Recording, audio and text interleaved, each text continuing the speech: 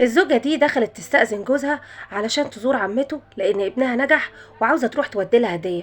فجوزها سألها: انت واخده لها ايه معاكي؟ قالت له: واخده لها شوية عصير على حلويات، وبعد إذنك هديها 1000 يوان. فهنا سألها: لما ابنهم نجح الأسبوع اللي فات هي جابت لهم ايه؟ فقالت له انها ما جابتش حاجة، بس اديتهم 100 يوان. فقالها: خلاص تودي لها الهدايا اللي انت واخداها وتديها 100 يوان بس، ما تديهاش اكتر من كده. قالت له: ما يصحش، برضو احنا قيمتنا 100، يعني كل واحد بيدي بقيمته. قال لها: اسمعي اللي بقولك عليه، دي عمتي وانا عارفها، مالكيش دعوه انت، وبعدين انت واخده حاجات زياده، هي ما ادتكيش الا 100 بس، يا كده يا ما تروحيش. فقالت له: لا خلاص انا هسمع كلامك، حاضر هديها ال100 بس. ومشيت.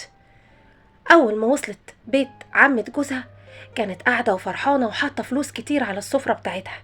فاول ما شافتها سلمت عليها ورحبت بيها، وبعدين سالتها: انت جايبه لي معاكي هديه ايه؟ كده على طول بكل بجاحه. قالت لها: جايبه لك معايا عصير وشوكولاته. قالت لها: عصير وشوكولاته بس؟ مش هتدفعي فلوس؟ قالت لها: طبعا اتفضلي. عدت الفلوس لقيتهم 1000 يوان. فهنا وشها اتقلب واتغير خالص. قالت لها: ايه دول 1000 بس؟ ده اقل حد جه زارني اداني 3000 ونص، في ناس اللي اداني 3 وفي اللي اداني 5، وانت جايبه 1000 بس؟ انت مستقله بيا؟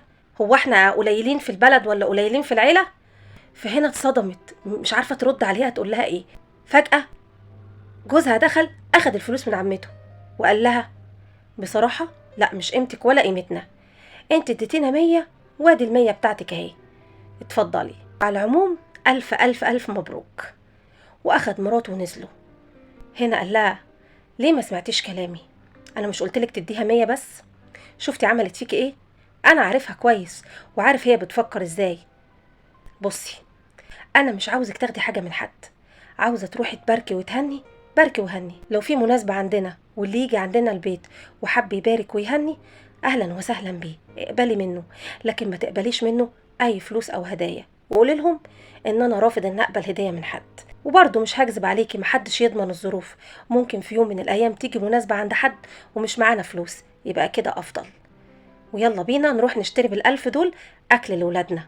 فايه رايكم في قرار الزوج؟ وايه رايكم في طريقه تفكيره؟ هو ده الصح ولا بيفكر غلط؟ منتظره ردكم في التعليقات، وصلوا على النبي.